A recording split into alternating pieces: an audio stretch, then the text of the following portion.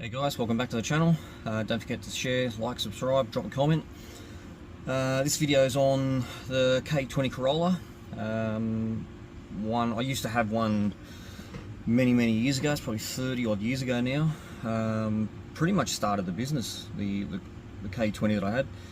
Used to race it every Wednesday night at Eastern Creek. We used to do super sprints. We were always out on the streets with it, and it was a really fun car. It was a very versatile car. Did everything really well.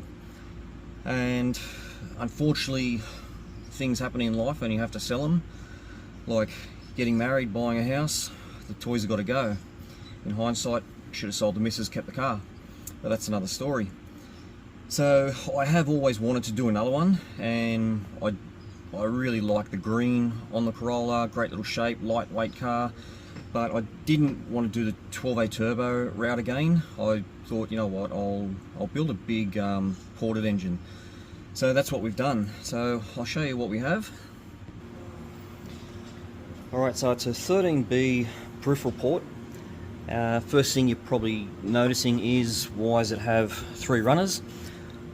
What I've done is I've kept the center port to try and get some low down drivability. Now, it's not something that I've seen before. I'm not saying that this is the first time anyone's ever done it. There's probably been 1,000 people done it and no one's ever said anything, but it's something I have thought about and thought, you know what, maybe we'll try this. It might work, it might not, but time will tell. So basically I've got, what did I use, 6-port, FC 6-port plates, I think. Yeah, FC 6-port plates.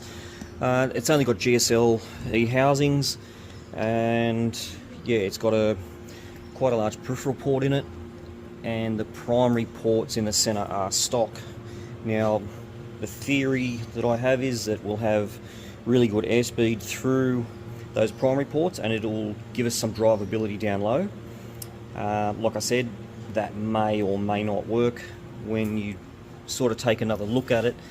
We've got a common plenum, and air is going to go through these no matter what. So I'll put it on the dyno and we'll see how it goes, and then if there's issues, I'm thinking in the long run we may end up needing to put some kind of valve in there so that we don't have any airflow or very little airflow through them at a lower RPM. But yeah, getting back to it, it's got a drive-by-wire throttle. We've put an Elite 1500 on it with a PD16. I did a tooth belt pulley on it because it is going to live at a high RPM, and V-belts and serpentines are going to slip, V-belts are going to come off, so the tooth belt should stay in place. But yeah, LS2 coils. It's got Series 4 NA rotors in it that are lightened, the assembly's balanced, 2mm apex seals, yeah, the usual kind of stuff. So we've got the Elite 1500 running the engine. We've got dual wideband. We run dual pipes all the way to the diff, so I have a wideband in each pipe, so we can trim each rotor as needed. PD16 running the whole car. CAN keypad and an IC7 dash for everything display. I have set up cruise control on it. Anyone who's driven a naturally aspirated ported rotor will completely understand when you are trying to cruise along at a constant speed, they're pretty ordinary. The cruise control and the electric throttle should smoothen that out, and I should, in theory, again it's all theory, I actually should be able to set the cruise control and the car should buck and jerk a whole lot less. But time will tell again, and we'll find out if that works.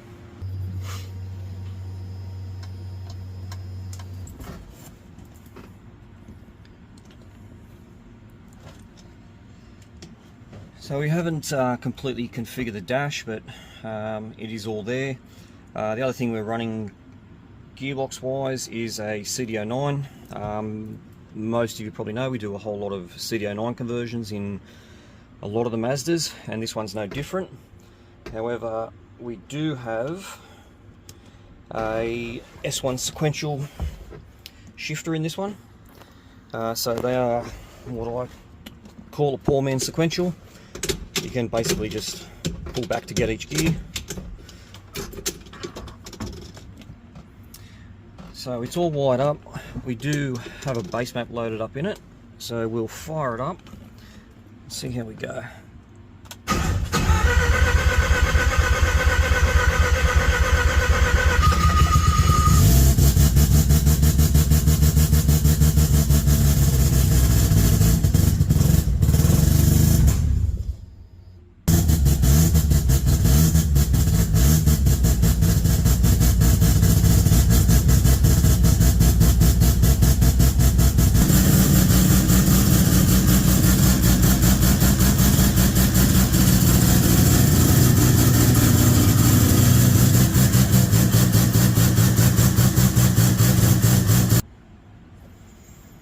There's a quick fire up on it. Started up quite well. Like I said, we haven't tuned everything yet. We've just got a base map in there, and that is the beauty, and that's the reason why I did go drive-by-wire on this. Some people might think, well, why would you put a drive-by-wire on an NA car? And starting up and having idle control, perfect example. Cruise control, another perfect example. You could set traction control up. I mean, I don't think an NA13B is going to need traction control. But yeah, just being able to start the car cold and the thing starts and runs. I don't have to sit in here and hold the throttle and let it warm up. Alright, so I'll play with that a little bit more, get the idle all sorted, and get the thing to free rev a little bit cleaner, and then we'll strap it to the dyno and do a running tune and see how it goes. What diff ratio is this? 5/8.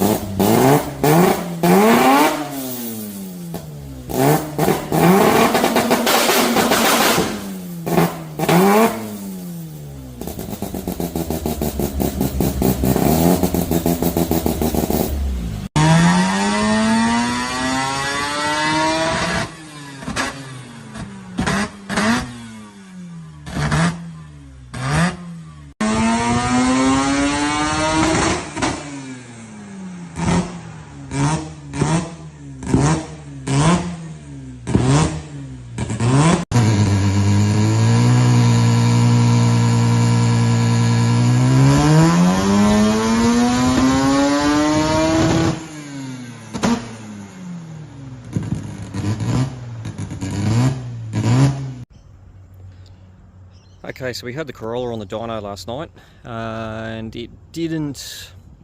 Well, I guess expectations were a little bit higher than what the results were. It wasn't a complete fail, but I will say the third runner probably threw a bigger spanner in the works than expected. We'll have a look and I'll show you why.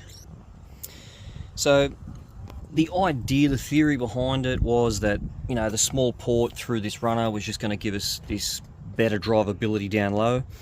The reality was, it was fucking terrible. It was almost undrivable, to the point where, because it's got an electric throttle on it, I've limited the angle or the percentage of throttle that I can open to keep this thing so it is drivable at a lower RPM. And it makes sense when you take a step back and look at it.